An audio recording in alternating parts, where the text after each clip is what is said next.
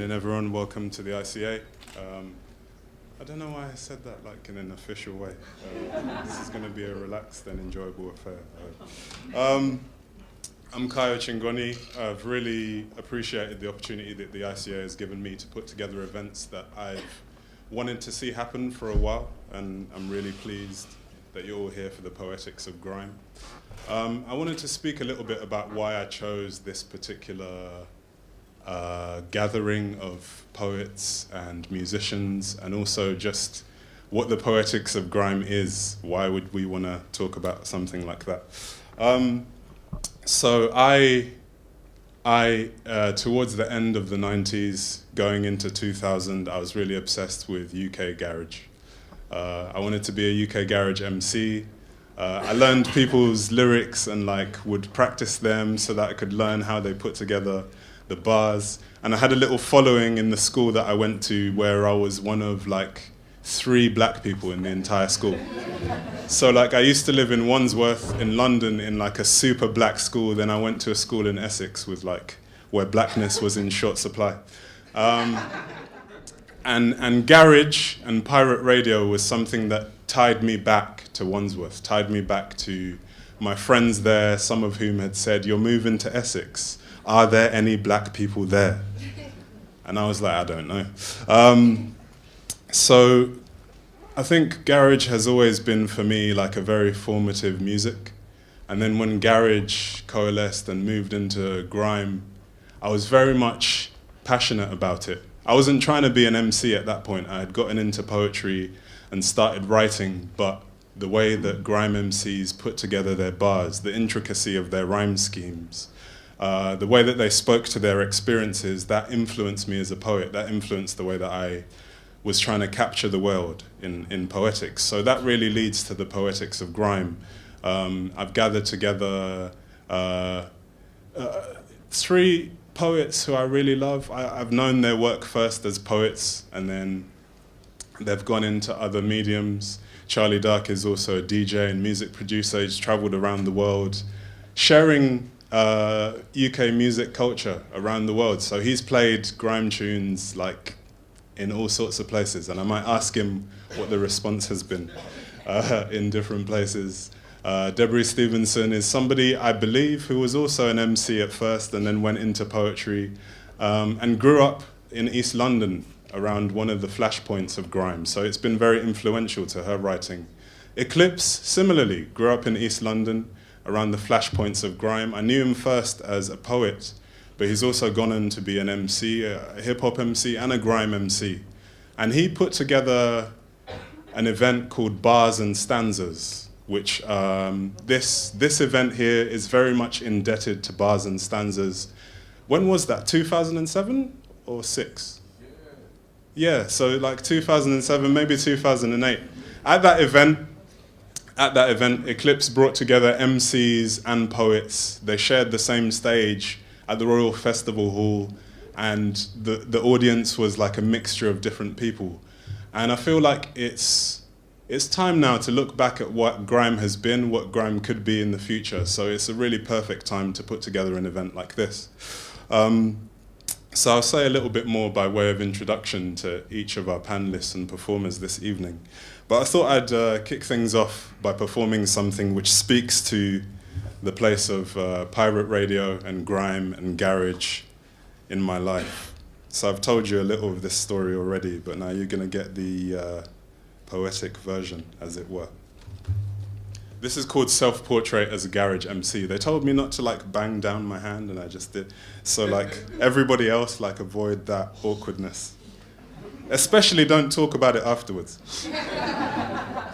Self-Portrait as a Garage MC. 117 Retford Road, Harold Hill, Essex. I can't sleep because there are no sirens, no neighbours' screams to lull me into lurid dreams of Natasha Laron. No car park to look to for solace, but in the right light if I squint, this window shows not the white flight satellite town we moved to, but southwest London from 17 floors up. The River Wandle, a coiled snake, swallowed by the Thames, all that we left, friends crossing the road to the park in my absence, the alley between flats where Sasha, a boy with a girl's name, blasts a tattered ball into the goal net simulacrum, a red brick wall against which his brother Stacy stands, hands shrouded in Royce goalie gloves. It's our first night in this grieving house. I miss listening to Delight 103.0, and with no tapes to remind me, the best bet is Kiss, but they don't play the songs for which my cheap headphones exist. When we pitched up, the neighbors told of how the old girl, God rest her soul, wasn't found for days.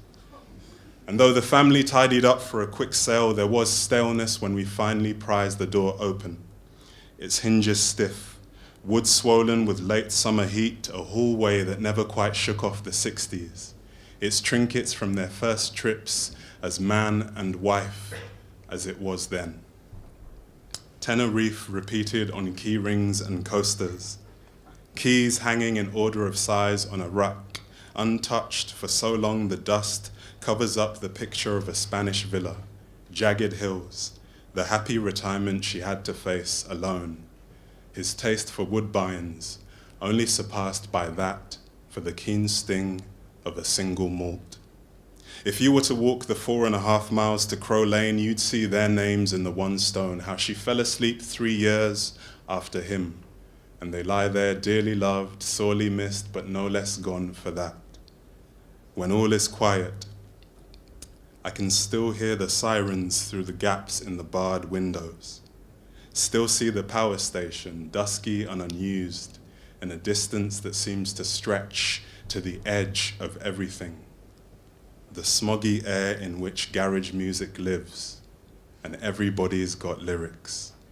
I can still hear Peter Biggs saying enter, with a EastEnder, Peggy, with a breast cancer, Tiffany, try mate baby, Mark, with a HIV. Don't try and challenge me. And the last part is important in Harold Hill, because in Harold Hill they ask if I'm from up London. Smile when I nod like we've come to some understanding. Sensing I have a voice, Mr. Cox tries to make me join the swing band. I say no, I end up singing Living La Vida Loca in midnight blue shades anyway. For months, the hours before Mum comes home pass in the wake of drive time, pop until flicking through stations. One dark afternoon, I hear those click and clack hi-hats and stop on Magic FM. It was all about tapes back then. If I could navigate the fuzz of traffic reports, dinner table jazz, and topical chat, Magic FM is where, in the stillness between last bell and the latch announcing Mum's return to stagnant dishes littering the kitchen sink, I'd rest the red dial of the Sanyo cassette player, bought part exchange from a now defunct branch of Tandy on Wandsworth High Street. I was lost to the underwear section of Littlewood's catalogue, gave way to R&B on E-numbers. Gave way to R&B on E-numbers.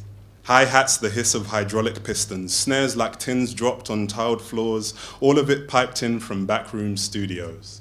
Sheds, distant kitchens haunted by teenage DJs hunched over decks, set up next to microwaves or in pride of place on the good table, usually reserved for special occasions. We loved the casual bravado of MCs with 40-a-day voices and too many ladies to big up from last week's rave, years out of reach, but ours to keep on a TDK cassette bought 4 in a pack for £1. Most days I couldn't stretch. Pocket money spent. I'd plunder my mum's cachet of cassettes for something she wouldn't miss or couldn't bring herself to admit she once loved. Lucky Dubé and Prince were off limits. Kenny Rogers became slick lyrics I could earn stripes by reciting tomorrow lunch in front of anyone who'd listen if I could just cut the right amount of sellotape, make small enough balls of tissue to cover the notches along the apex of each cassette, made without tabs to prevent dubbing. Remember the days before your Walkman was banished to a life in the attic, how you cherished it, cutting a hole in the lining of your blazer so you could slip the silver box into the gap between the fabric, slide an earpiece up one sleeve, rest your head on one hand during maths class, and sit ignoring the talk of vertices, indices, factorials, Napier bones, all the time mouthing the words, breath wheezing its way through each line, brow crimped, concentrated. Soon, I'd used up all the dregs in Mum's collection, and nothing was left save a black TDK, unmarked, without a case. Thinking that it must be something so laughable she couldn't bring herself to catalogue, I lifted it, weighed it in my hand, slid it cleanly into place, pressed the play button, and waited. Thank you.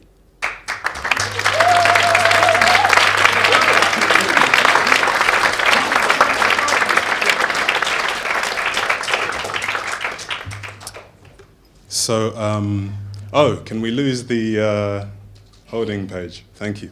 I almost forgot. The camera guy was like, can we just, everybody's going to be in shadow, and like, it's really interesting working with all sorts of different people on an event, because they all have like a different perspective they're seeing it from.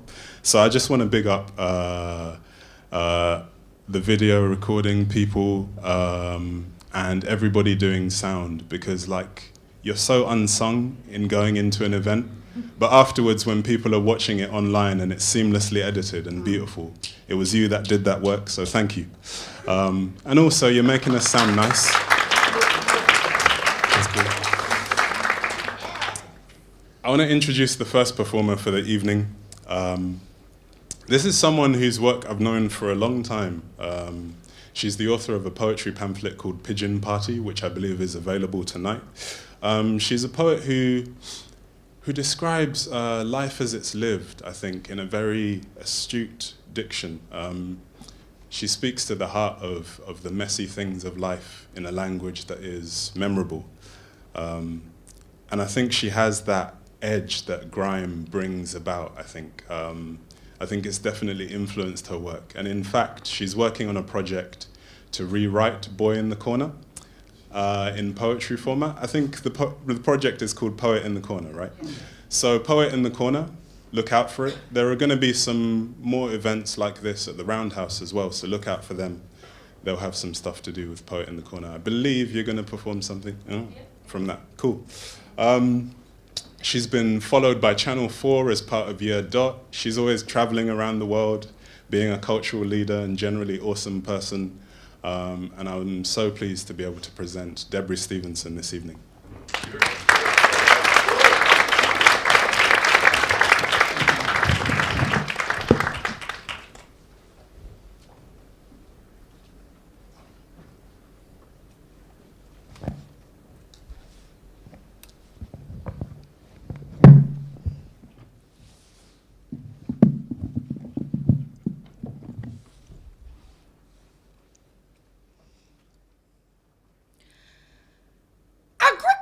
Stands for aggressive culture.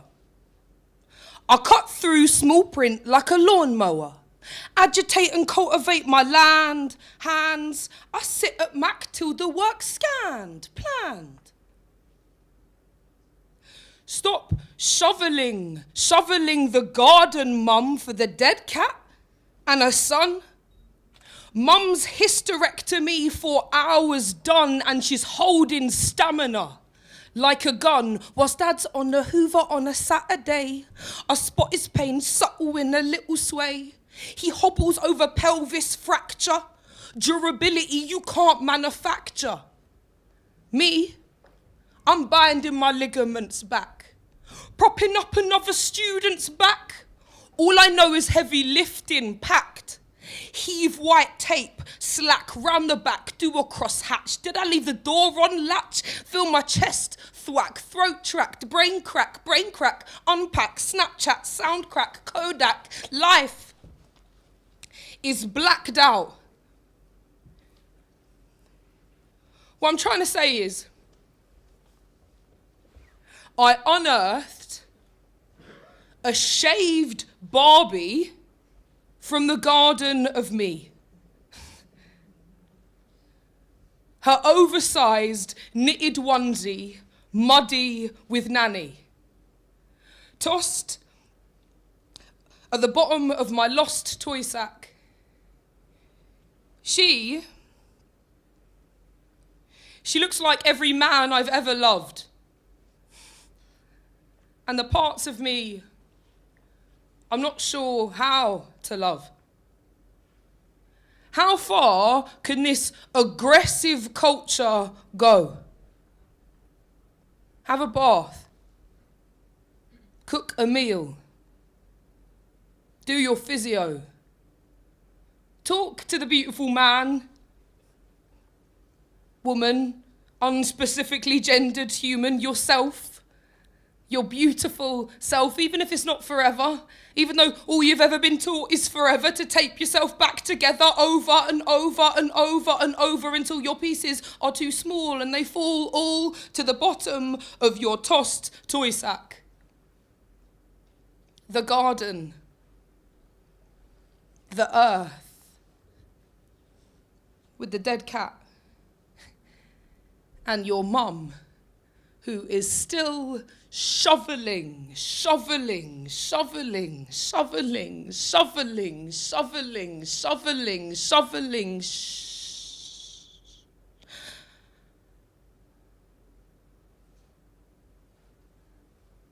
Thank you.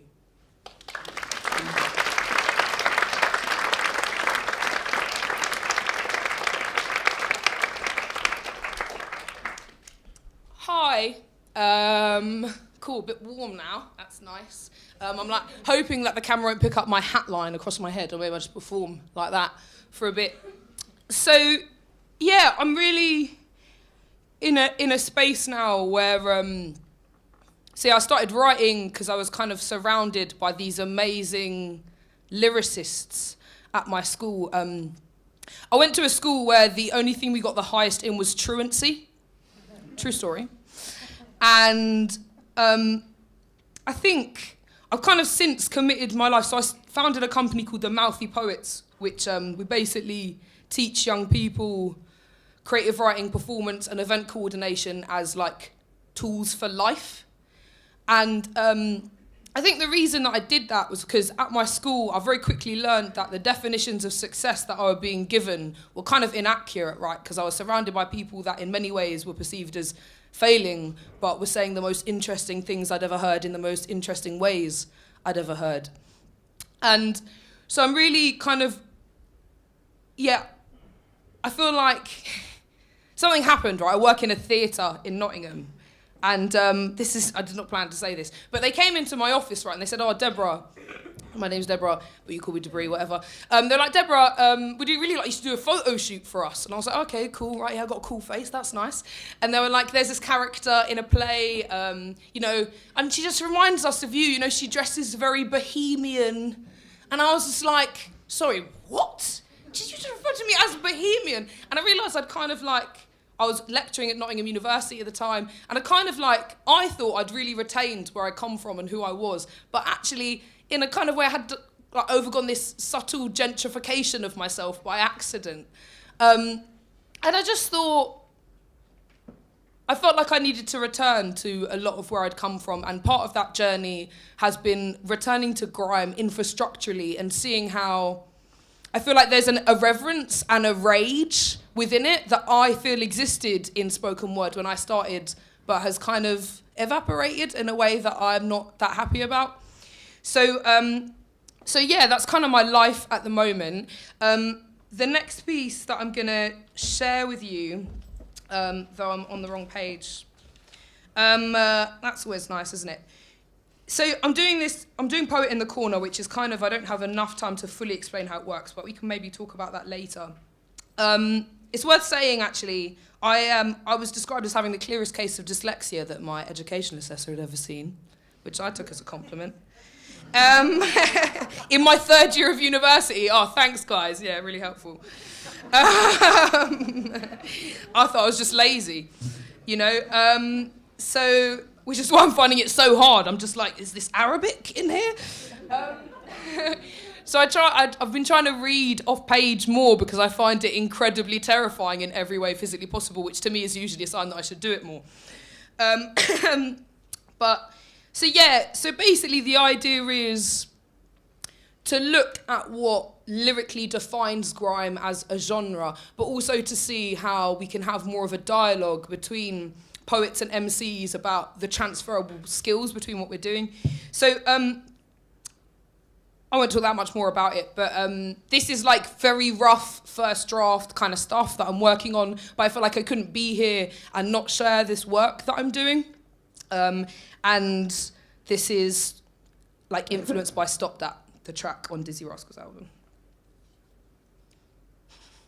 I just like really subtly heard Eklipse just down there go, Jesus. No pressure, bruv. You know? She just set the bar now, what's she gonna do? After the whole dyslexia speech, I'm like shitting myself up here. And he's just like, oh, Jesus. Maybe do a different poem, change. I should have just not said what was happening and just done it. Okay.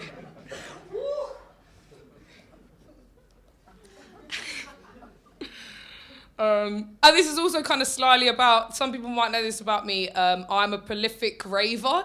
I go raving like 3 times a week. And dance sober and alone in the middle of the dance floor. I make lots of friends, but actually a lot of women come up to me, specifically women, and thank me at raves because I just don't care. I feel like we're not given permission to not care enough. But anyway, I'm going off on tangents because I felt uncomfortable because of Eklipse, so I'm moving on.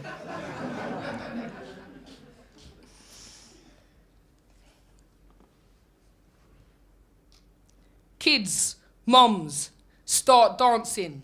Free up limbs, minds flexing. Life rots, don't stop till I see skin. Dads, kids, start listening.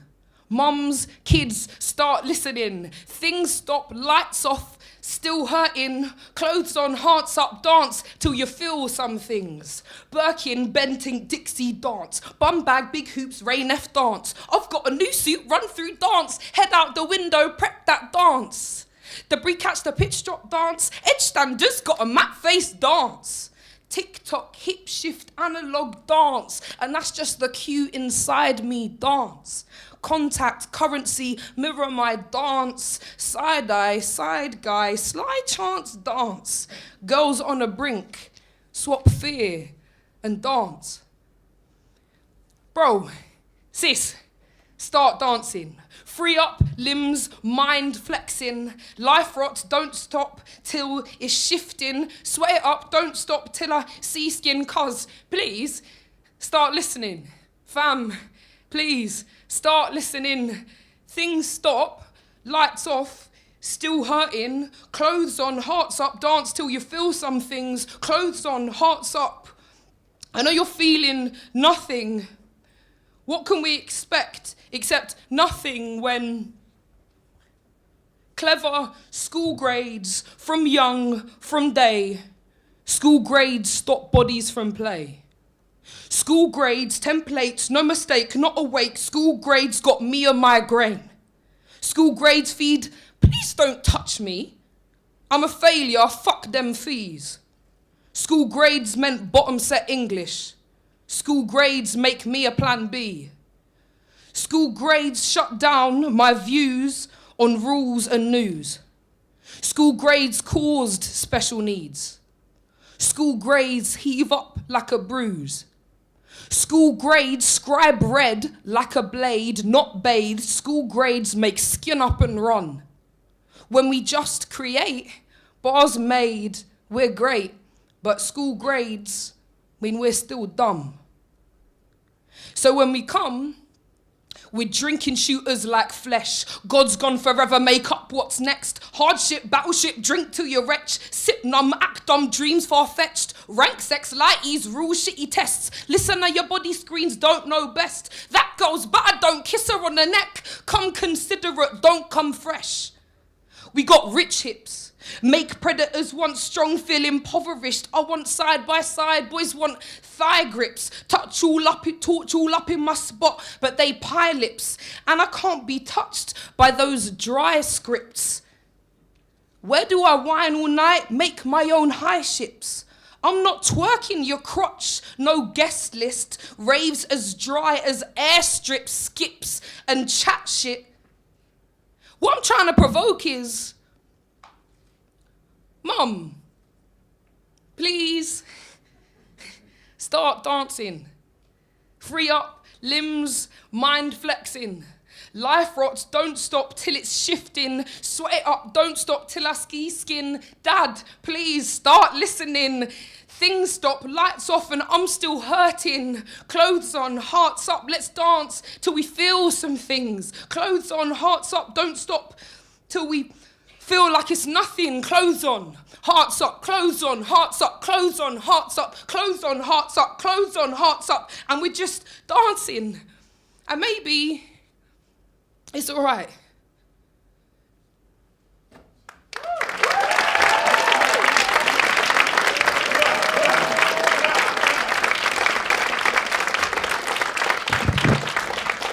Cool. So I'm going to do, I'll just do one more poem.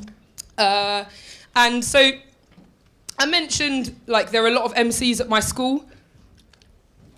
And there was one specific MC that was a good friend of mine.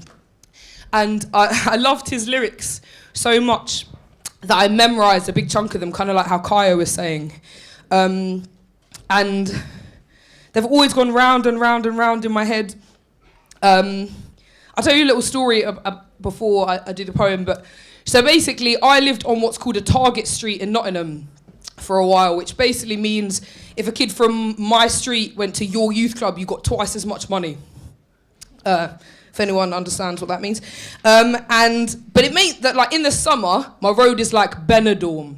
Everyone's just out with their paddling pools, all chilling, right? And I work in a lot of their schools. So one day I was walking into my house, and a little boy, he pops his head up over my wall and he goes, "Oi, miss, is you a rapper from Manchester?" I don't know where that came from, I'll be honest with you. But, you know, whatever. And then I just looked at him and he went, "Will you do a rap for me, miss?" Benidorm behind him, remember? Little boy's head, Benidorm. And my friend's lyrics came into my head and I just thought, you know, I can't be like, no, can I? So I just turned around, his face, Benidorm. "Don't show your bling, I'm gonna rob it. I'm more Lord of the Rings than Hobbit. Flow so sick, I make a pig vomit. You wanna might get fried like omelette." And then I just turned around, went in my house and closed the door.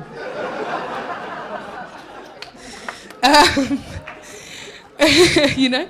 And it got me thinking about, you know, a lot of the people that went to my school, and I found out recently that this particular MC is in prison now.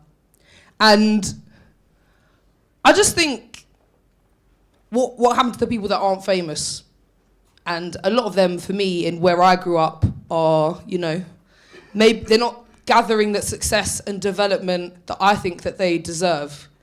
And so I wrote this poem for him because I felt like, oh my God, I commit my life to supporting people in being great artists and being better people. And I felt like he deserved to know how much good he put into me. So I wrote this for him, and it starts with his lyrics and then it goes into my poem.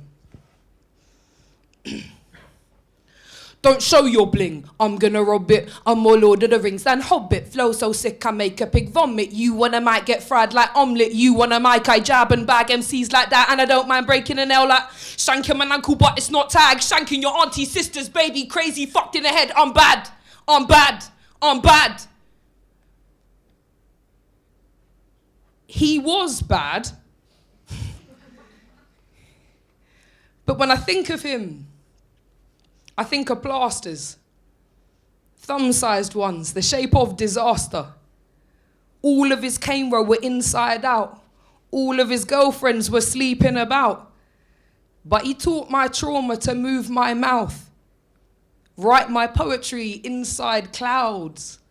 They wrote his sentence inside doubts, dashed into prison for scavenging pounds. Walk like me, walk like you, walk like him, walk like true. If East London happened to you, you would hang your trust on the roads like shoes. Hang your trust on the roads like shoes. If East London happened to you, he hung his trust on the roads like shoes. Thank you.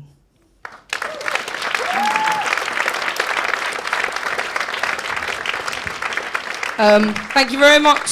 Thanks, Kayo, for having me. I'll look forward to talking more.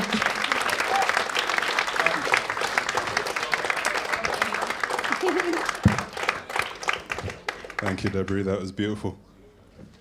There's that Jesus again, blaspheming all over the gaff. You understand, brother? Yeah. Okay. No, do you understand?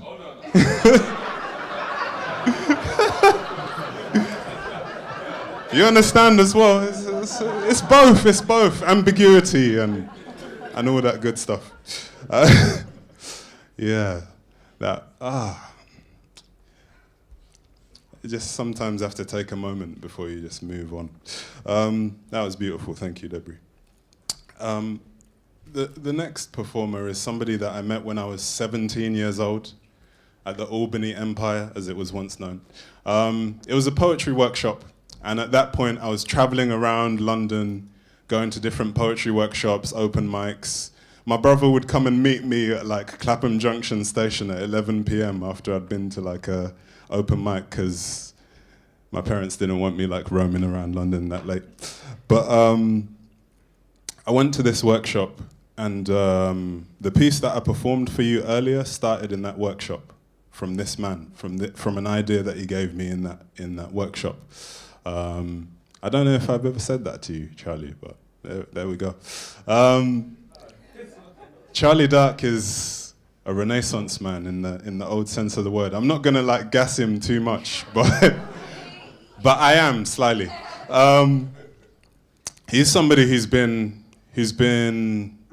really a cultural leader to me, an inspiration. He's a musician. Famously, he worked with Attica Blues, and they've reformed, and they're performing on Saturday with DJ Crush, and it's gonna be nuts. I just got my ticket. It's gonna be emosh, as they say. But also, he's made productions and remixes for a slew of artists. You should go and check out his music if you haven't already. Yeah. There's also another aspect to his work, which is that he writes poetry. He's been going around the world DJing, performing as a musician, but in all that time he's written poetry. He founded the Urban Poets Society in the 90s, one of the most galvanizing forces in London poetry. An organization that we still draw inspiration from, though not all of us know that history. But Urban Poets Society, they released a CD called One Hell of a Storm, which when I listened to that, I was like, I want to be that. So he is very much an inspiration to a number of us. He also founded a running club, which he might talk about later, I don't know. He does a lot of stuff, but one of the things he does exceptionally well is perform poetry. I think he's going to share some work with us. I don't know actually which work he's going to share with us, but in his work, I really love the musicality, the love of language, the belief in the power of words. To change perspectives, to change lives, to speak to the times. So without further ado and gas, let me introduce Charlie Dark.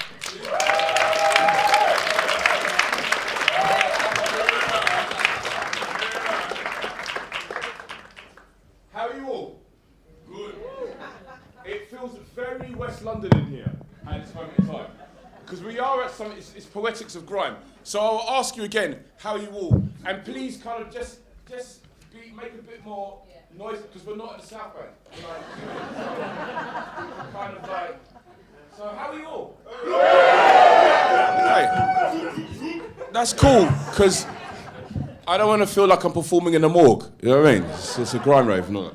Right, so yes, my name is Charlie Dark. I've been involved in writing words on paper and performing them for many years. I moved to East London in 1995, first to Old Street, then further into Shoreditch, then into Clerkenwell, and then got priced out, and then kind of went back to South London, and then was there for a while, and South London got a bit wild, and then ended up living in Stratford.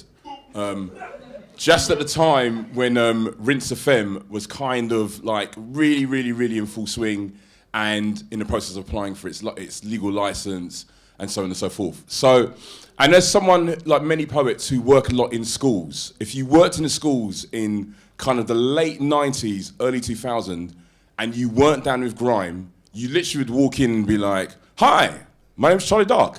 I'm the poetry teacher." And then 30 kids would just be like, yeah. So I kind of embraced the grime life, kind of out of survival of being in classrooms. So I mean, it's like, became very familiar with a lot of MCs. But eventually ended up, a couple of things I'll tell you. I eventually ended up co-writing a theatre play with 40 grime MCs from Birmingham. Think about that. That's 40 grime MCs from Birmingham. That was a testing experience. Partly because, you know, we had cats from Birmingham, cats from London, cats from Nottingham, you know, and if you live in London, you're not really thinking that there's like roadman in Nottingham, like, Nottingham, really? Trust me. Yeah. And Birmingham as well. Anyway, so a couple of things that came out of that session, I always remember it was just pure men, pure men. And there was one day when these two girls came, and they'd been brought down by these other guys who were kind of like, yeah, yes, that's my brethren, yeah, like that rhymes, innit? And then she kind of came in. And one of them, I was like, man, this girl's really funny, she's really, like, her lyrics are really funny. And everyone else was like, shot your mum, smacked your mum. And she was kind of like, talking about this other stuff. And it was like, you know, she was talking about, it was just weird. Her name was Lady Leisha anyway, so she was Lady Leisha. So I went with Lady Leisha, Roxanne, ROXXX as well. And the funniest thing of all is, because I live in Stratford, and I was connected to XL Records at the time, so pre-Dizzy Rascal album coming out, the demos were kind of flying around, and I was like, this guy is amazing, like, he's the dude, he's sitting on the wall, he's talking about what's going on, and everyone else is just like, shot your mum, smack your mum, blah. But anyway, that is some of the context of what is going on here. So a couple of things we need to do just to set this up. I'm gonna zip through the poems really quickly, because one of the things I really like about grime is the immediacy of it and the fact that tunes have no ending and no beginning, and there's reloads and all that stuff like that. And that kind of energy I think is really interesting and exciting as someone who works with words. And one thing I will say is that grime artists never got the credit that they deserved for reviving the English language, particularly amongst the younger generation. Yeah. So I'm going to give props to Kayo and to the ICA for actually recognising, because think about how long grime has been on, and there never really has been a time when you've had grime artists and poets together talking about the lyrics that's not sponsored by Red Bull, yeah? Okay? I said it, I'm real, like, do you mean? I'm a veteran, do you know what I mean? Yeah? All right, cool. So let's go in. Right, so first things first, everyone takes your hand like so, you wave your hand like this, and you ball it into a fist, yes? Like this, tight fist, not weak fist, tight South London, East London fist, yeah? What you're gonna do with this fist now is you're gonna put it like this, and you're gonna bang that fist into the person on the left-hand side of you, and the right-hand side, you're gonna find out their name, yeah? You're gonna give them a nickname as well while you do that. Yeah? All right, cool. Good.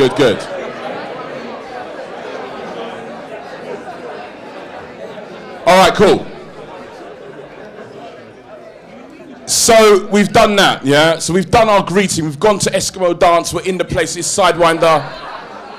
We've seen our friends and we've done our greeting. And I'm going to talk for the poems a bit as we go. So one of the things is, if you work a lot with young people from those areas of London, particularly at that period of time, you get used to seeing a class of 30 suddenly this one day become a class of 29, class of 27, class of 28, because kids are getting locked up, kids are getting stabbed, things are going on. So, I mean, and the grime is like kind of our soundtrack to that. So, this is the thing.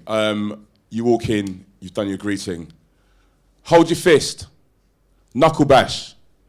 Man-to-man greeting. It's the unofficial greeting of the streets and the only time my brothers touch without fighting.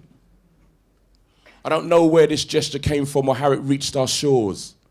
But in that fleeting moment when my bones collide with yours, we are united in the universal celebration that we lived to survive and speak another day. In the part of London where I'm from, we take our hellos and our goodbyes very seriously. Because we've been to too many funerals, bruv. We've tended too many graves. I've been to too many social gatherings where some fool misbehaved and pulled out a shotgun or a shank and started shooting up in the air. My brothers and sisters are dying, but our heroes don't care. Too busy taking naked selfies of their misses and making funny shoes for Adidas and walking around with diamonds in their ears. You get that, yeah? You know, it might take a bit of time for you to do that. So the next time you see two statues frozen touching fists on the corner, do not clutch your handbag or cross the road. Do not speed your car up or wind up the window. It's probably just two of my friends, my brethrens, my people, my cousins, my family, my people, my family, my people, my crew, taking time out in a very hectic and stressful moment to stop and say hello. There you go. All right, so we're rolling in now. We're rolling in, straight in, yeah, it's radio, roll in. Right, cool. So, next thing, if you ever work with grime MCs, they will never, ever write anything down. Never. The hardest thing to write a play with 40 grime MCs is nothing's written down. It's all in the phone. And the phone's gonna get stolen, or it's gonna get lost, or it's gonna get left on the bus. Something like that's gonna happen, all right? So we're gonna talk about the pen. Yeah, this is a really funny thing about grime MCs and pens. They always like chewing up the pen. And if you work in young offenders, then you realise that the pen is that's like vital super currency. Why? Because the pen is a weapon, I said. It's the microphone that allows my tongue to say things I'm too afraid to whisper. I lied. It's a submachine gun of truth. It's a bullet shell of ink that spills black blood on paper. It's the memory of what my teacher said. It's the indelible cousin of pencil lead. It's a silent movie on a snow white paper screen. The pen is an instrument of opportunity. To some of the people that we know and celebrate tonight, it's a chance to dream. It's an exit, it's freedom, and it's a way out. And it's a way for them to be heard without having to stab, kill, and shout. The pen. And that's the end of that one. Yeah? All right. So we're rolling straight in. All right, okay, cool. So we good? We all okay? Yeah. It's cool. All right, cool. So basically what's happening is I'm going to read some stuff off my phone just to keep the tradition alive. Yeah? All right, because that's really important to do. Okay, cool. So obviously if my phone would stop playing silly buggers, then it would be good. All right, here we go. Right, so we talked about pens, we've done our thing, and now, obviously, one of the things that I really love about grime is the fact that very normal people become superheroes for 16 bars. Yeah? It's one of the only forms of music where actually people really begin to believe that they are their name at all times. Yeah? It's very stressful being a grime MC. Like, Chip, do you sleep? Do you need a hug? Like, because you're always beefing with someone. So what I decided to do, on work, just inspired by Deborah and her Poet in the Corner, and I think it's an amazing thing. There's this really classic beat called 96 Bars of Revenge, yeah? And basically, I'm writing this thing called 96 Stanzas of Revenge, where I'm basically just going at poets. Do you know what I mean? I'm just going on. So I'm coming for you now. Right. You ready? All right, here we go. I'm taking her thing off. Let's just go.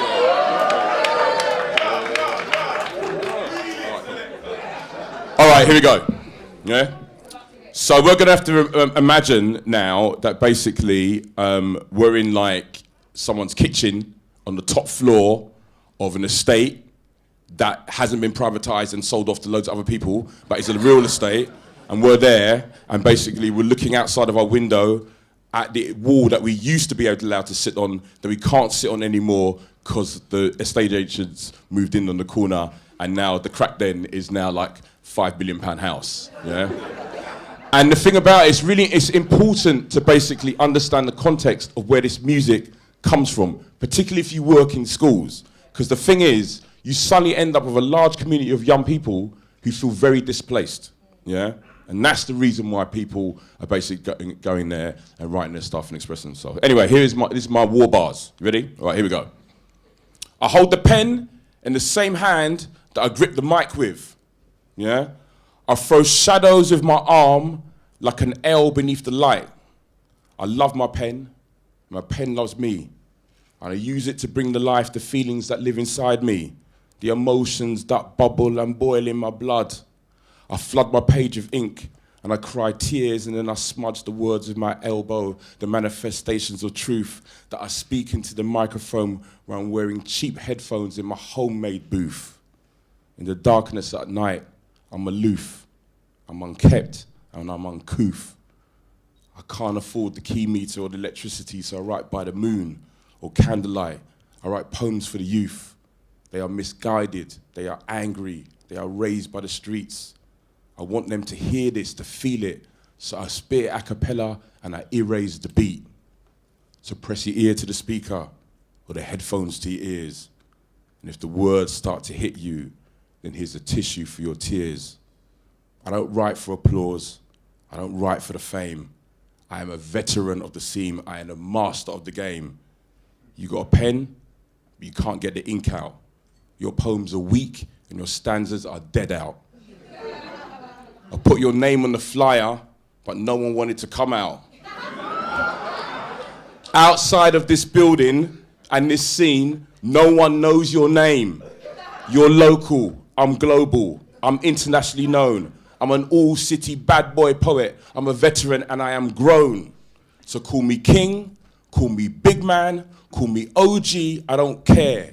Call me pavement poet, call me concrete king. I have words more beautiful than when the angels sing. The trumpet of life is strong within me. And if music was my vocation, then poetry was my destiny. So I cherish my craft like a deer with a fawn. And when I wake up in the morning, I write scripts and thoughts before dawn. Bam. All right, cool. So this is last one now. We're going in. Last one. Is that okay? Is it? You're looking at me the thing. Like, cool. All right, cool. So one of the things about basically, teaching in this environment, which is really amazing, actually. It's amazing when you work with grime MCs, particularly young kids who kind of got into grime through their brothers, like jungle tapes and garage tapes and so on and so forth, is the ability to memorize large amounts of lyrics. Like, I don't know how much stuff you actually remember, but can you imagine being in an environment where most of the people there want to do some form of lyrical harm to you? It's hot, it's sweaty, it's really, really loud. There's probably someone with a video camera with the light that's too bright in your face, and you're trying to remember these lyrics that you wrote when you were stoned. All right, cool. All right, cool. Okay. So this piece is called "The Click of the Catch," and basically just goes out to all, as Deborah said, all of the grime MCs who are not here, who are not getting the fame, all the kids that are into music who didn't make it. You know, it's like if you live in East London, real East London, you see the shrines a lot. The flowers will come out, like, and they would be there, and then 6 months later, the flowers are gone, they're replaced, there's bloodstains are wiped away, and it's almost like it didn't happen. So this is my piece for those people, so follow the flow. Are you all okay? Yeah. They're all looking at me like you're just a Charlie Dark guy, I just thought you just ran marathons. Like, what's going on? I'm the click of the catch that shuts behind you in the morning and wonders if you're ever gonna come back. I'm the mother who kisses her son's forehead in the morning and wonders about the weight in his rucksack. You know what? My son's bag is unusually heavy. Does he lie to your face? Does he hold your gaze steady? Is he secretly hoping in that one day you'll go for his room when he's at school and find the tool and hand it in before the boys in blue do? Pull him aside when he gets home from school and beat the black off his back and tell him he's a fool for listening to the call of the bass drum from the fast car because your son, he's your only one, he's an only child, but he's a bit of an idiot and he thinks that drug dealers are cool. I am the zip that you close on the roof of your school bag to hide the shake or the bullet clips. I'm the crease in your Nike hoodie that wonders why you're pretending to your friends that you're as bad as them when really you're a goody-goody two-shoes who always watches the news. To remind yourself that you're mortal and death could most definitely happen to you. Wrong place. What? Wrong time. What, me, blood? Nah, man. If that was me, yeah, I'm just picking up my cell phone and then I'm calling up my crew, innit? And then I'm gonna cross my fingers and hope they got credit on their phone so the call goes through. It's an SOS. I am the sticker on your new era cap that reminds you that you are the best. But 7 3/4 is not a mark of your intelligence, blood. It's the size of your head. And I am the blade that does not discriminate. You know what? I'll shank you in the dance and I'll take the cake. I am the bubble in your Air Max trainer in Foot Locker. Looks bad and you want that. Can't really afford it at the moment, but I'm getting that. By any means necessary, like Malcolm, I am busting that. But I only read half the autobiography, then I got slightly bored and I had to dead that. To be honest with you, I don't really care who I'm robbing. I'll take the shoes off your feet right now. What? Stop it. I told you, stop crying and stop sobbing. I'm trying to look hard whilst I rob you, but my lips are quivering. And every time I talk to you, I'm spitting. But the saliva clings to the pubescent spots on my face and it glistens. And inside, in this street confrontation, trust me, both of us are crying. Because at the first sign of weakness, one of us is most definitely going to be dying. And I'm so close to you that I can hear your breath. And your breath stinks. And trust me, bruv, if anyone's dying around here, it's not going to be me. What?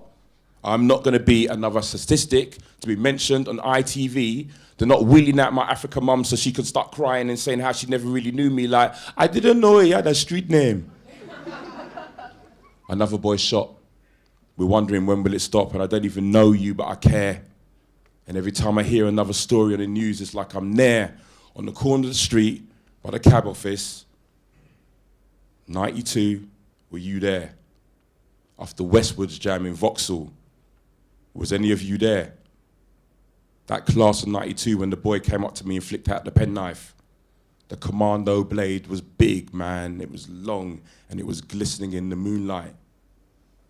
That boy looked in my face and he wanted something that was mine. So I had to give him the look. Of the consequences of his actions and how my mum, truly, bruv, she's not built for the spotlight. So if anything happens to me right now, she don't want to be on TV being shook. Someone once asked me to name the most beautiful sound that I've ever heard. And I'd say after my daughter's first cry, I'd say the moment that night when the blade slivered black in the handle, when he pulled the blade back and he went back into the handle and there was that sound, the click. You see, the pavement was ugly enough. Didn't need to see no more decaying, no more flyers, no more soggy candles, no more soggy cards. And besides, my friends are really, really stupid and they probably spell my name wrong anyway. And I'm not really a martyr. So do not be deceived by the age and do not be deceived by the clothes. Because trust me, I used to be you. I used to sit in my bedroom and think about getting bullied and going into the kitchen and getting the tool. Before I got paid to stand on stages, I was one of you. Which is why I came to your school today to speak to you, and that's why I write poems for you and you and you. That's it. Bang.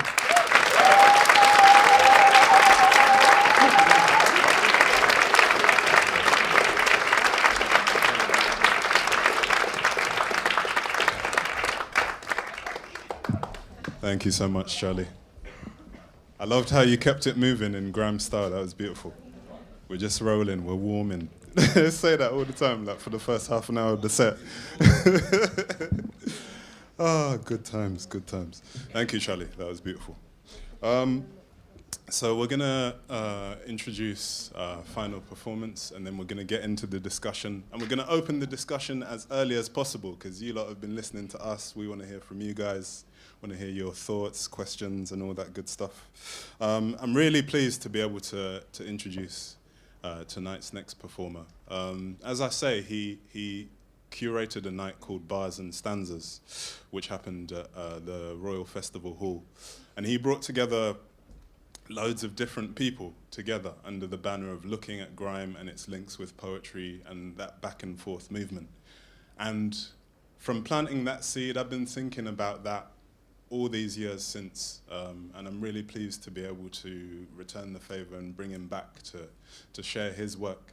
I say I knew him first as a poet, and I asked him if he would share a poem for us to begin with, and then he's gonna perform some of his music. You can find his music on SoundCloud under Eklipse. He's got various mixtapes out. I believe the latest one is called Dark Matters. You can find that in all the usual places online. And I think there'll be time to ask about the music a little bit later, so we can keep it moving, as I was saying before. Please put your hands together for Eklipse.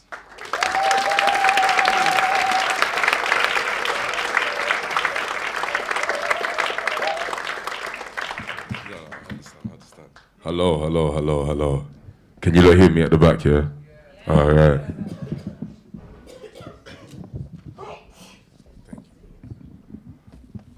So I'm Eklipse or Jamal. I'm really nervous now. I wasn't really nervous, obviously grime MC and that, you get me, like man's not really nervous and them things there. But I'm nervous now. Yeah, this piece I'm gonna start with is called Slang. Yeah, it's just beautiful to be here. Like, it's just a piece that kind of explains the perspective of being one of those stereotypical youths that, you know, you see on the news, either as a victim or as the perpetrator. And kind of how language, or our language, because slang's almost like a different language, right, is viewed upon. And I might freestyle something a bit afterwards, just, you know, for fun. But yeah, this one's called Slang. Adolescent tongues buzz towards flowers of foreign lands. Like bees collect pollen, we gather colloquialisms. Pick ripe phrases like celebrities pluck orphans from impoverished lives, ignoring the taste of race. Still, we choose carefully, make them our own. Looting these jewels for our queen bee, English. You see, our slang is honeycomb, made from the nectar of countries distant from home, and we smell foreign cultures as we spit out words that will never run dry. Too dark to be inked in dictionary. We buzz to the rhythm of colonies, the rhymes of America, the lyrics of the Caribbean, the sun-filled songs of Africa. We take their pollen to make our nectar. We loot these jewels for our queen bee, English. But you dismiss our groundwork. Dust the shreds of our words with disapproval, squeeze the saliva from our tongues, bend the honor from our stripes, remove our colors, because through your blind eyes, there is only one nation in the making of honey.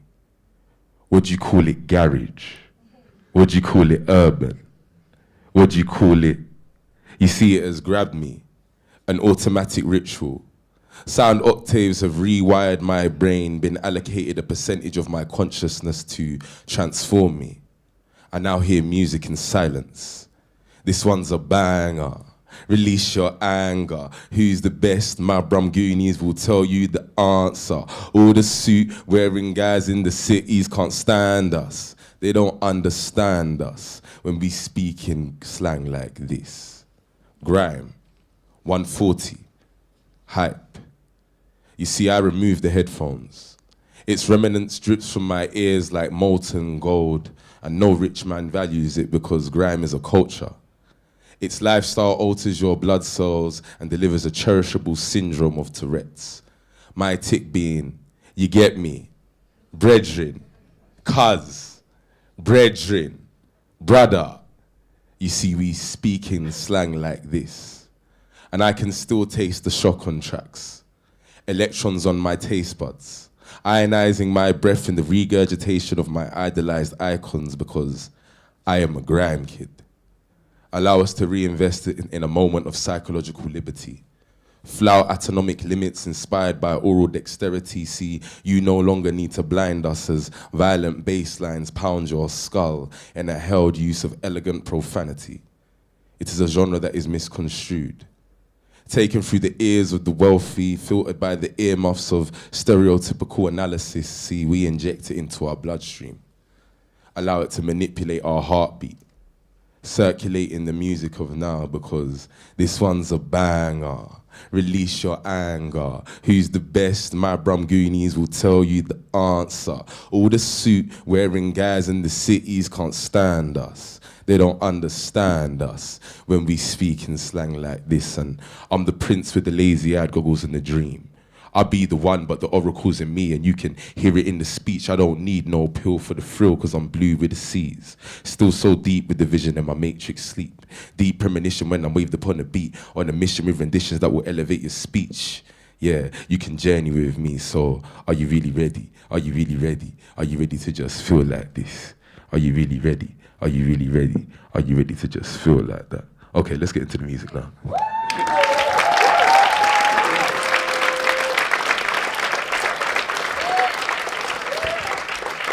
Alright. The first tune I'm gonna do is called Exchange. Like, okay, I'm just gonna explain something real quickly before we get into that. Sorry, when you got a bassy voice, it gets dry sometimes, you get me?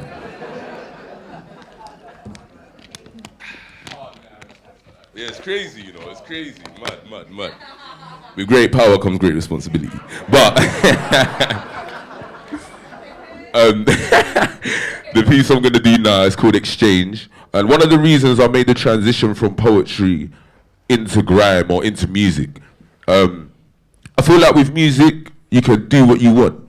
Like when I did poetry and started doing poetry, that was one of the reasons I did poetry, but I feel like Deborah said, like some of the anger and that feeling of just releasing is no longer there. Ooh, rhythms. It's no longer there. Whereas with music, I feel like I can say what I want and no one's gonna say anything to me. So this tune, I released it on SoundCloud. It's available for free download, you get me, if you catch me. But it's a remix of a guy called Bryson Tiller's tune Exchange. And at the time, I was going through a lot of madness with some crazy females. And I didn't want to write a poem about it. You get me? I didn't want to write a poem about it, so I wrote a song. So yeah, let's run that one. Yo. Can you not hear me at the back still, yeah? Right. Yo.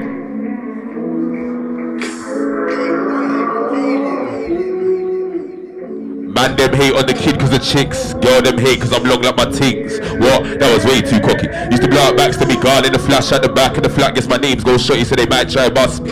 Back in the kid trying to trigger some love me. And these girls wanna know EK but they don't know J. But they might know Jimmy. Probably won't come to the studio with me. Chill to the smoke break and light one with me. These girls wanna know that ride but they don't know weight. But they like me skinny. If you hit that belly you divide it with me. If I hit that cage probably hide and miss me. They wanna hear my story and get all the pay. Still wanna write my name in the page. Try to be awful, sworn to the torture. Belly in the bed when I kill it and skip off the case. Might be cool but don't call me again. And I'm cooler than hell when I'm making it rain. Tempers not with it but they want sunny days. And our climates won't ever be the same. Honey's in my mood, that's E to the K. I don't do honey music cause I'm married to the page. They want part of the picture but all in the frame. Camera shy guy want instant fame. You can take this cannon and call it exchange. So won't you save her from me? She's a weed and I've been blazing all week. I'm trying to change my player ways. They make it complicated for me. Yo. And she might want me to breed her when I play intimate affairs on the speaker. When I get deeper, while move like teacher. Caught in the back shot from stroke and a research. Must like a million with my meter. Nowadays I ain't bothered to meet her. Almost wife the hoe cause she blessed and she smokes. See for the skin ain't nothing but a skeezer. And that's not me, it's not that deep. Grabbing the scene every time that I see her. She'd move F for the E if she didn't get D. I made her brain up so call me the seizure. Water words kid might call me the leader. But I dig out some divas, never trust one of them. Why would you think I could ever love one of them? Music's my wife, but it's you and I. Probably why they all feel like the side thing. Never be the right thing, I'm into the writing. Lord of the wave, they think I'm beside it. Always goes when I see them change. Might smoke and watch her get changed. Sativa, her mind, favourite strain. Take any strain for a toke on J. Yeah. Honey's on my mood, that's E to the K. I don't do honey meals cause I'm married to the page. They want part of the picture but all in the frame. Camera shy guy won't insta the fame. You can take this cannon and call it exchange. So won't you save her from me? She's a weed and I've been blazing all week. I'm trying to change my player ways. They make it complicated for me. And that's exchange. Let me pause that. So yeah, that's exchange.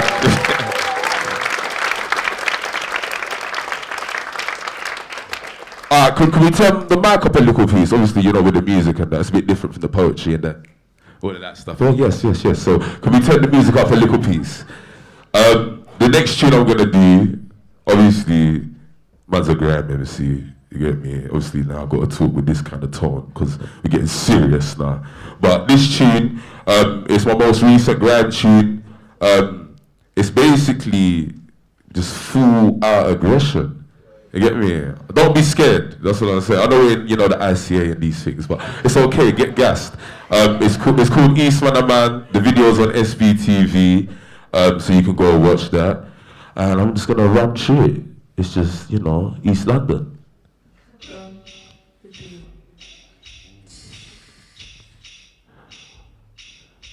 Oh, I'm dropping money. Okay. Yo. I'll be like, pass me the mic and I'll show you what meeting with death is. It be like a sign from my hand when I'm clenching. You can place a million foes on my road. There's a million flows and I start beheaded, redirected, and then ascended. Anybody can see when I'm in the zone. A million talks and a million stogies for every dawn in the scene I could smoke. Million bars on my phone. Even with a million bars on my phone, my battery dies every time I rehearse them. Think about the graves of Merc and rehearsal. Backing up slowly, they want it with the wordsmith. If I end the play, then know that it's curtains. I'll be in the east when the beast be lurking. Put man under my shoe, you revert him in soul. I don't want to talk about you. I don't want to talk about them. I just want to talk about me. Man, I already know it's the Eastman and Man with the flow, my G, yeah. I don't want to talk about you. I don't want to talk about them. I just want to talk about me. Man, I already know it's the Eastman and Man with the flow, my G, so shut up. I don't want to hear no chat. Half of the scene be rack. When I start letting no flow, see many lose hope, cause they will get what I didn't might be in it. Ain't friends with nobody in the scene and I don't move timid. Shades with the blaze and the waistline with it. My heart moves dark, that's coke in the spirit. I'm from near man, I'm anti-social man. Know your shit bars, but I don't know you. Still talking my Zoom with the boy them local. That's heat for a sheet, so I'm gonna smoke you. Show anybody in the scene, you can get head top without the beam. If it ain't me, it's somebody in the team. And somebody's now a body that be rocking down, floating up a stream, so why would I talk about you? Why would I talk about them? I don't want to talk about Spanks. Eastman and Man still there on the set with my friends from the ends, yeah. Why would I talk about you? Why would I talk about them? I don't want to talk about Spanks. Eastman and Man still there on the set with my friends from the ends. I don't want to clash nobody that's dead.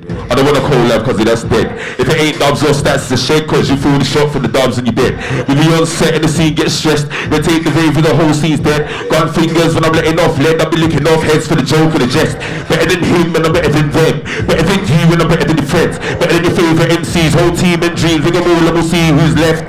Mr. I so lazy, Zoo so hazy, beef on gravy. You can never face me, clip a kind of spare, I'll be giving him a fagey. Eat to the killer, Max Pinchy. I ain't gonna talk about you, I ain't gonna talk about him, I ain't gonna talk about her. Both people solid fuck from the word. Eastman and Man and the crime on third. I ain't gonna talk about you, I ain't gonna talk about him, I ain't gonna talk about her. Because I'm fucked with the words. Yeah, send for me please. If you want to ball with E, send for me please. Think you're a top MC, get your class spun on the B. Send for me please. Yeah. Well, still skinny, still go to your girlfriends with a Jimmy. Alright.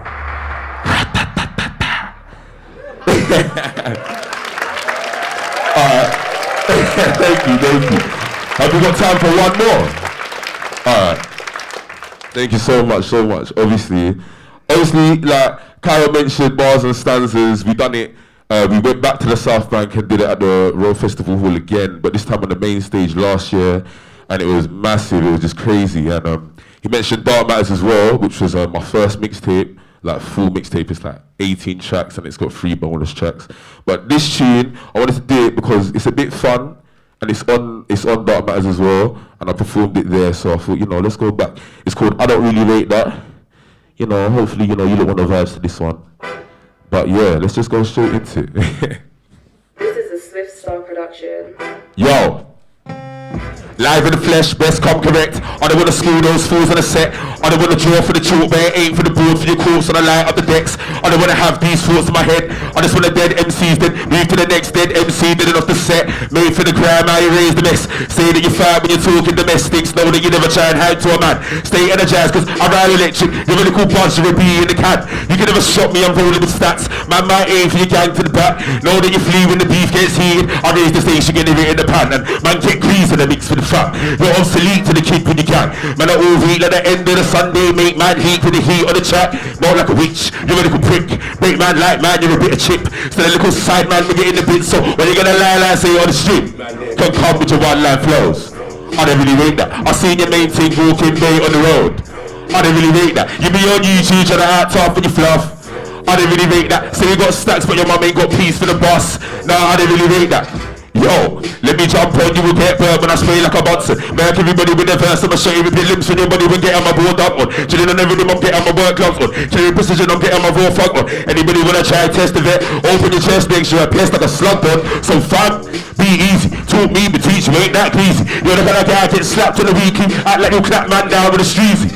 Fam, be kosher. I'm at your wife and I'm bending her over. In the yard, John Bear stays on the sofa. In the these slums, it's crazy, you know, cuz. Brother, be I need to live with man. Chilling in the east and with a second family. Cafe stats, yeah, cuz I'm at me. And fam, be sober. You will get attacked and you act to the focus. All of that grease and your boss to the scene. Then you're running from me when I come to your roll, cuz you man there can come with your one life flows. I don't really rate that. I seen your main team walking day on the road.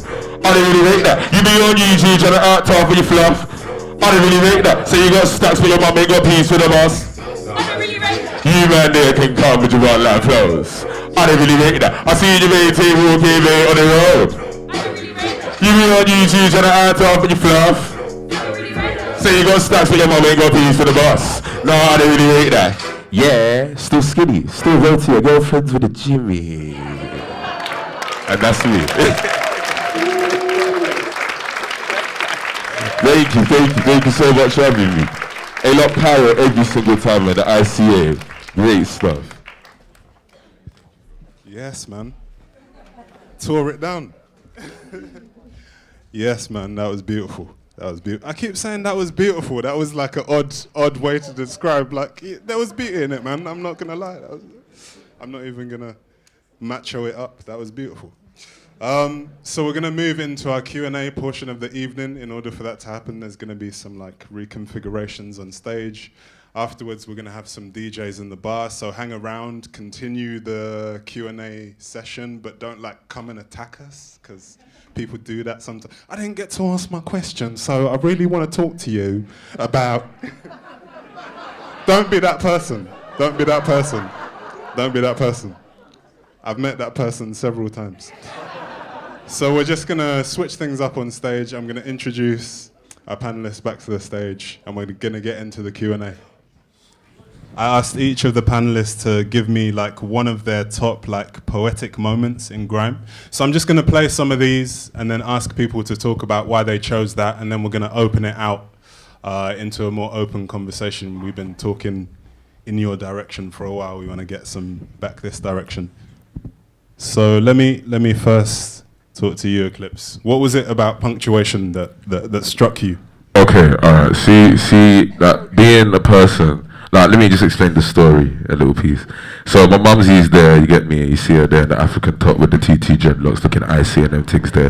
Like, obviously, like Deborah, I only found out I was dyslexic at university, but when I was going into secondary school, I was terrible at English. What do we sit them times there? What do we call that thing there? SATs, yeah. So my mum was like, you're not failing your SATs.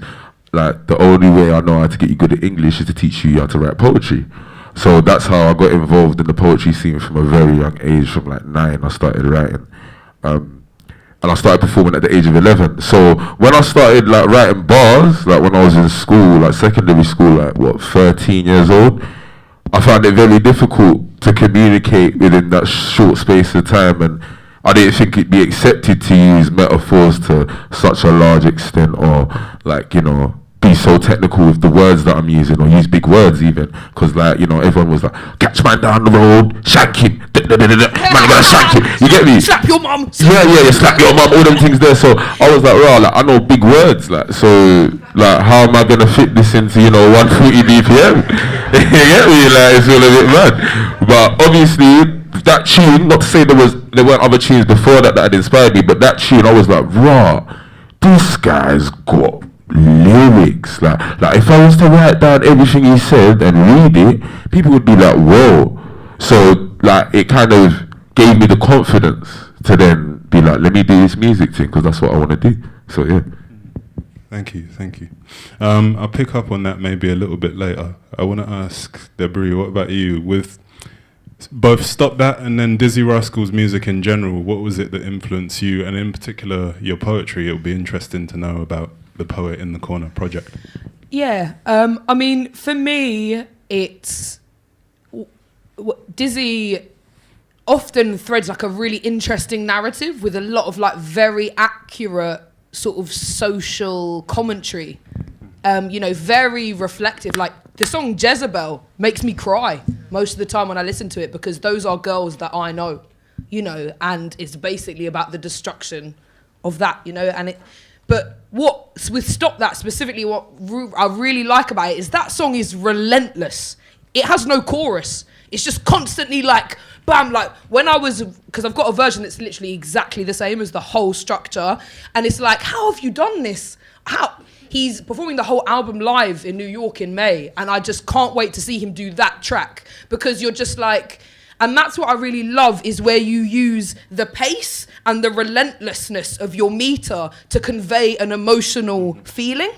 You know, this sense of, okay, like lyrically, actually, if you listen to me, what I'm saying is interesting and is social commentary and is following a narrative. But this relentlessness of the rhyme scheme of that, like by the end, you must be physically exhausted, like it's a form of performance art to put yourself through that at the end, you know, just be like, you know, like I love that sense of energy.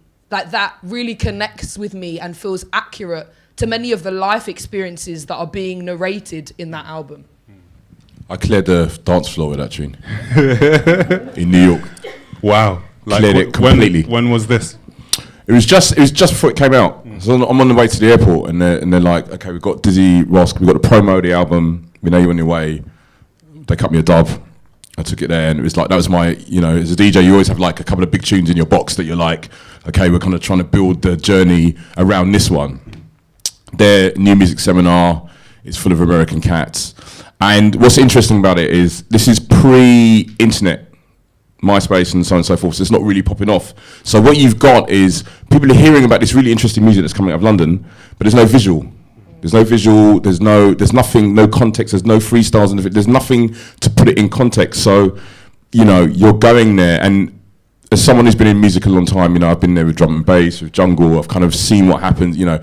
It's weird when you play like a jungle rave and people are breakdancing in New York, you're just like, well, this is not how we're supposed to dance, like slow down or something. So I remember I put this on and I cleared 600 people off the floor straight away. Like, as soon as it came, stop that, everyone just came off, and the promoter was in the DJ box freaking out. He was just like, I paid for 2 flights, and you brought your brethrens with you, and you're staying at the Standard Hotel, and blah, blah, and you just cleared the floor. And I actually just came out and I was like, you know what? I was happy, because finally I had some records to play that really, really reflected the place where I lived, the city where I'm from, and the attitude as well. Because the thing about living in London is like, London's that melting pot. So when you listen to that tune, it's got bits of reggae in there, it's got bits of drum and bass, it's garage, it's got so many different influences inside it. It's an amazing tune. You never mind clearing the floor when you play something that you know is true. Particularly as the day before, I'd played it in London at the end, and 1,000 people just stop that, what that, ah, and they all just went wild. You know what I mean? So, right. I feel like it took a long time for the music to translate, especially to America. I think a lot of people were chasing America in a kind of like let's change ourselves and be more American in order for America to embrace us. And then people were like, we got like hundreds of people already do that. Yeah. And there's been a moment now where it feels like people are getting beyond. Whoa. What? Yeah. It's just doing its own thing. People are getting beyond that kind of feeling of it's located in one place and it's kind of like spreading. It's spreading. Yeah. I think it's the internet. I think that's my song, close iTunes, please. Oh, that's my tune now. This is so weird. All right, so things mixing by itself. Spooky, man. It's spooky. That That's the supernatural power of grime. Right here in action. What I actually think has happened is when we moved this, it just like didn't like it, but supernatural power of grime is what I'm going to go with. See what I mean? I don't think it's helped that it's just duct taped together down there. Where's our tune? Okay. It's going to be fine. It's all going to be fine. So I was just talking about how the sound seems to have spread, but like it's kept that London feeling. I feel like it's kept that identity, and that's something I feel like we've all picked up on. Eklipse, you were talking about how you identified with punctuation because it spoke to you as a person, and grime is very broad in that sense. There's people who use long words, people who have like a really skippy, complicated flow, and there's people who keep it really like simple, and then there's people who make sound effects. And like I feel like grime is a scene where you could be catered to and shown yourself back in a way, and I think that's what you mentioned around Disney. Needs more female MCs though. Yes, that is definitely true. 100%, without a doubt. It's you see the one thing about I'm going radio later, and I'm just gonna be with a bag of mandem in a sweaty room, like hearing about how everyone wants to beef people in the street. And one thing I can say that I'm happy about that's happening now is that grime is one of the few genres worldwide that I hear everyone just being themselves, like Lady Lesha, like you mentioned, and Roxanne, like girls like that. When they're on the mic, Lioness, they're just talking about life because it's one of the free genres. So I love when girls are involved with the grime thing. So I feel like we should open it up now. So if anybody has a question or a thought that they'd like to contribute, raise your hand nice and high so that the roving mic can find you. I think we got someone over here. This is good because when you go to Eskimo dance, there's no point where you can ask questions. So I better make it good then, right? Yeah. I suppose on the point you just mentioned is how important is the likes of Rinse and the likes of Jamal and the guys at SB of keeping grime what it is in London, because if you look at hip-hop in the States, it lost its way for 10, 12, 15 years, right? And it lost that very essence of what made it so fucking good. Yeah. And how do we keep that London thing moving forward over the next 10, 15 years? Because it's quite a long time since Boy in the Corner. It's quite a long time since Garage when I was in school. Like, how do you keep that relating to the kids that are coming through now and it doesn't become quite obsolete as what American hip-hop did? Eklipse, can you speak to this first? Okay, for me, there's a lot of interesting things happening right now in the grime scene. Like, obviously, Kanye came over, like, when was that, like last year, and did that all day track, and, everyone was like, oh my God, Americans are getting into grime. And, Drake's come over, and apparently he's signed to Boy Better Know, and these things. And for me, like, the way to keep it authentic is just to keep it us. Like, instead of going out there and be like, I need to blow in America, like, and then, I've made it. Like, why can't you do something here first? Like, I've had the opportunity to go to America, like, and, stay there. But for me, one of the reasons why I didn't do it was because I was like, how can I go over there and then get influenced by them when I haven't even conquered my home? You know what I mean? But I feel like, right now, grime is in a very delicate space because people like Jamal are very much supportive. Like, when I sent him the video for Eastman Man, the second tune I did, it went up 3 days later. You know what I mean? Like, he was just like, boom, put it up like as soon as, and it was 3 days later, it went up on there. It's got like 15,000 views now in like 10 days, so it's crazy. But we need to keep giving him stuff to put on there, you know what I mean? Instead of, like, for me as an artist, like, I feel like it's very much my responsibility to keep that authenticity there. and that genuine feeling there, and then supply it to the people, because at the end of the day, as a consumer, you're only going to listen to us on the radio, and they're only going to play what they get sent. So I feel like that responsibility kind of falls on to us. I think it's you know, if you've lived through pirate radio and kind of seen that whole kind of, you know, thing from, you know, late 80s all the way through to now, people like Rinse, you know, Deja, all those other stations, like their place in the kind of history is invaluable, you know, and the people, again, the unfortunate thing about grime where it's in a dangerous state is because now you have people who claiming to be experts who were never there. Like, you were never there. Like, I never saw you at any rave. You were not there. So where are you now, the expert? Oh, because you're good with words and you got no job and you got time to sit on your computer. So that's the reason why you're an expert. It's real talk, because there's so many different scenes that have come out of the UK that have been co-opted by people where you're just like, oh, that looks really attractive and sexy to me, so I'm going to cherry pick this person out and take this bit of the culture out and take that bit of the culture. And the one thing that the grime community cannot do is, if you start making anything, music, revolution, whatever, against the system, when the system comes calling to you, because they will come, you got to stand firm, man. You got to stand firm. You have to stand firm, and you have to be strong, and you have to be careful and take the right opportunities. And essentially what you have to do, which is what's happening with grime now, is like, you've now got situations, we've got really talented MCs, but now you've got people who understand the industry helping those MCs. So it's no like accident that Skepta is now the face of Uniqlo. Like, come on, like, no one would have, like, if you said that to me 2 years ago, be like, Skepta's going to be wearing a turtleneck jumper. Of course he's not.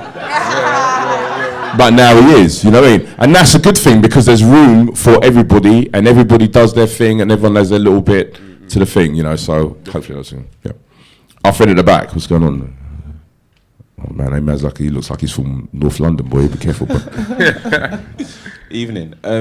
Quick one. So, before grime, you think about Wiley, you think about Skepta, Scorcher, all these guys, right? Yeah. Now, people are talking about Fecky, they're talking about Section Boys, they're talking about gigs. And as of late last week, you know, the robbery that happened that allegedly involved this guy in a shooting that died last week. Oh, the C-Biz and Man situation. C-Biz, yeah, all that stuff. So now I'm reading articles of, grime, the grime artists. Yeah. What are your thoughts in regards to that, in terms of, you're talking about melting pots, and it seems as if now these rappers pretty much is now, because you see them on stage, you see Fecky with, and Krypton Conan with Skepta and all these grime artists, so now it's like it's being meshed in one. Yeah. What are your thoughts in regards to that, in terms of how it's moving now? I feel like grime has become a catch-all term for all UK responses to hip-hop, in a way. Like, because I grew up with a number of different traditions. So like UK garage, like that had its own MC tradition. Jungle had its own MC tradition. And they crossed over and interwove a little bit. But UK hip hop was its like separate thing, where like people were representing the elements of hip hop and like trying to be authentic and keeping it real, and all of these kind of things that they were taking from American culture and kind of like trying to cross-pollinate with their own culture. So like for a long time, people were like rapping in American accents to try and like, you know, like fit in or something.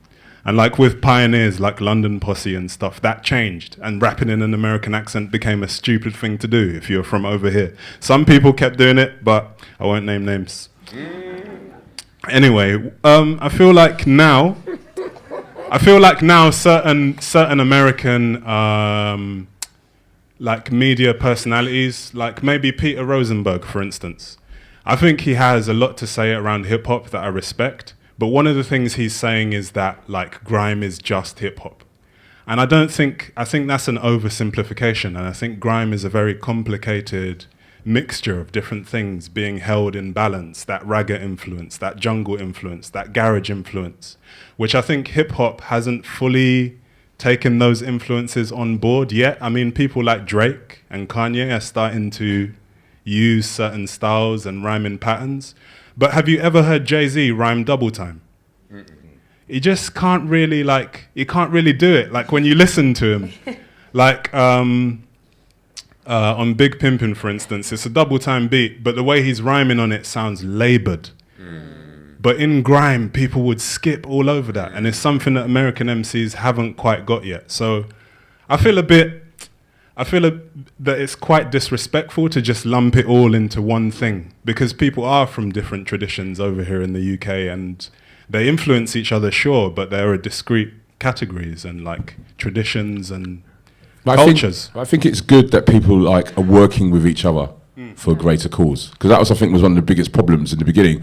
I know when I was like, when I was doing stuff at Birmingham Rep, and we were kind of trying to like, bring that theatrical thing from grime into the theatre, it was absolutely impossible to work with any MCs. That's one of the most difficult people I've ever met in my entire life.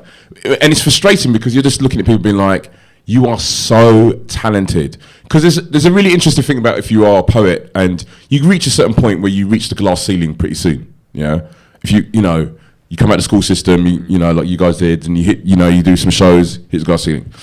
Then you start traveling, then you start doing like big literature festivals, and you go there with the big literature festivals, and you're like the kind of urban seasoning that they kind of bring in to kind of add some flavour to the thing. I mean, I'm not a horse, but I eat hay. I'm not saying anything. But the thing is, I've done so many of those events where you'd be sitting there being like, you're weak. Like, have you heard Devlin? Like, there's one of those things where you go and do these big literature events and you're like, I just want to be here with Trim and Wiley and Kayo and all these people, because actually they're really, really keeping the language alive a lot more than a lot of the people who are kind of celebrated in books and celebrated literature festivals and so on and so forth. But it was just so difficult to work. I remember ringing up Trim and being like, look, dude, British Council, we can do it, man. I'm going to go to the middle of Africa somewhere. I'm going to take you and your rhyme books. I'm going to do this amazing project. And then we tried to do a fun with the British Library. And it's so funny. I remember Trim was just basically just RT'd the thing back like, yeah, British Library, and never got back, man. I was just like, oh, man. It'd be so... Because the thing is, someone like the British Library should have Dizzy's original rhyme book. It should be in there. You know what I mean? It should have all that stuff, because all those bits of paper and those little bits of things will get lost, and then suddenly, it's what's interesting is like, even when you're talking about people don't really talk about Doc Rotten in like, there are all these MCs who basically are killer, who never get mentioned now, because the people writing and talking about it basically don't remember them, don't know them. And that, once said, to leave it back to your question originally, in terms of like people being classified as grime when they're not, it comes under that lack of education. Because for me, I could never ever sit down here in front of all you people and tell you Feki is grime. But someone who doesn't listen to grime music and has been told it's grime will be like, oh my God, have you heard this grime guy? His name is Feki. Boo boo bang bang bang. But it doesn't go like that. It's a completely different, like what you said, like Kayo said, it comes from a different space. So like the people that do grime aren't the people that do road rap. You get me? Or aren't the people that make hip hop, or aren't the people that make jungle or drum and bass. They're all completely different scenes. So like just putting, because grime's kind of at the forefront right now, just lumbering everyone together and being like, they're all grime. It's just a lack of education, and that's why events like this are very important. I like road rap, man. I like section boys. I flex with them. Lions, I flex with them. You can't work in the school and not like section boys. So just look at you like you're a very old man. Debris, do you want to pick this up, or do you want to wait for another question? I'm good. You right? Okay. Has someone got one last question? Anybody? Oh, over here. Can we get him a mic, please? Can we get him mic'd up? But we're recording. Hi, good evening. You've spoken about the progression of a grime artist. It starts off with obviously spitting bars, and then kind of some then progress onto poetry. The next level really is writing, is literature. Are there any incentives, or do you think that there could be more do you think that there should be more initiatives out there that will actually kind of encourage our youngsters to become the next authors, the next Booker Prize winners? Debris, can you talk about Mouthy a little bit? That that was a big reason that made me step very actively into grime, is because, so with Mouthy, we run like a core program with 15 to 30-year-olds. And a big part of that agenda is to get people professional development and get them paid work as soon as physically possible, because we work with people that are in like such socio-economically like poor backgrounds. For me, it's like you need to get your foot in the door and get that first paid gig, because otherwise, as soon as you turn 16, let's say that you've got a single parent, you need to be earning money. So I want to get you earning that money from poetry as soon as physically possible, or get you the CV you need to be earning money as soon as physically possible. Because I was a full-time poet at 20, and I want to get other people in that door. And we have, you know, I've got like people that are refugees and have English as a second language, 16 first paid job poetry. And I'm really successfully forging these avenues for them. And then it was actually, I went and worked in Englewood, in Chicago. And I'm working in a school where we have to call up and check who's been shot the day before, right? And I did that poem, that last poem that I did about that MC. And I just saw all these young men looking at me like, that's my life. And I thought, how am I not seeing these faces every day anymore? These young men that like are just so brilliant. How are they not the same? Like in poetry, obviously it's not easy. Not every poet's becoming a poet full time at 20. I'm aware that I am a strange person. People often say, Deborah, you're a strange person. I get that, yeah. But there are very clear pathways. There are clear development organizations. People say, talk to this person, talk to that person, talk to this person. There are, as far as I can see, there is not the same set of pathways for that. But like in America, there are really interesting models in terms of hip hop. Like, you know, Urban Word is a spoken word organization where you can get a scholarship to go do a BA in hip hop, and then you end up touring the world. So what I'm really interested in is how do we forge some more pathways, and how do we build a vocabulary for grime? Because very often when I talk to grime artists and I'm talking about all this stuff, they're looking at me like, what are you on about?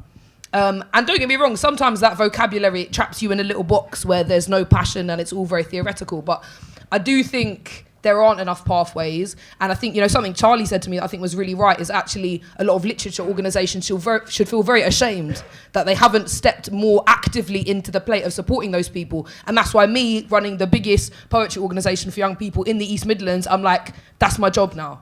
That is the focus of my creative life for the next 2 years.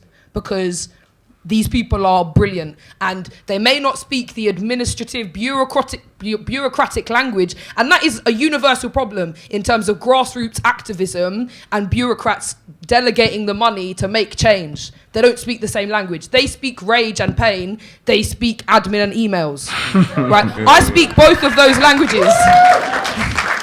So it's people like me, people like all these people on this stage actually that speak those two languages. We need to say, okay, let's do it. There is really amazing stuff happening in it, you know, but I think the problem what happens is you get people like us, you know, we might find, you know, Jamal was lucky because, like, you know, I remember meeting you in school, you know, like when you didn't have the boys, yeah. Hi guys. You know, but obviously, you know, your mum's a poet, so basically you had someone to nurture you. But there were, you know, the amount of amazing MCs and poets that have been found in the school system, because there are a ton of poetry work going on in schools all the time. We see these kids all the time. It's really hard because what happens is you then have to hand that person over to a literature organisation that may not basically nurture that person in the same way. You know, we work with kids, you know, it's like you're working with kids, you might have to go and get them out of the police station, you know, it's kind of, it all becomes very, very real, you know, and a lot of times what happens is they get handed over to organisations, they use them as seasoning, as in, my literature program is slightly faded. I might have the same people I might have had a few years before. So I'm going to bring in these new cats who are young. They're going to come there, going to create this really amazing energy. They're going to do the show, and then nothing happens after that. We'll see you again in a year's time. Yeah. That's not good enough. Do you know what I mean? That really, really is not good enough. If that's the case, then can the same thing that happened to the music industry, like say, for example, Dizzy Rascal, where he created his own label, can we not then create our own sort of publishing houses, like small independent publishing? We definitely can. Exactly. On that note, I'm going to open it out. We're going to head to the bar because we have to leave here very shortly. But what I will say is that the conversation is not over. We're here until 10 in the bar. So any questions or things you didn't get to say, please do share them. And Jamal's also, gonna clash some people now. talk to each other, because you all came to this event for a particular reason, and in order to make these changes we're talking about, we need to collaborate. Thank you very much, everyone. Thanks so much. Thank you.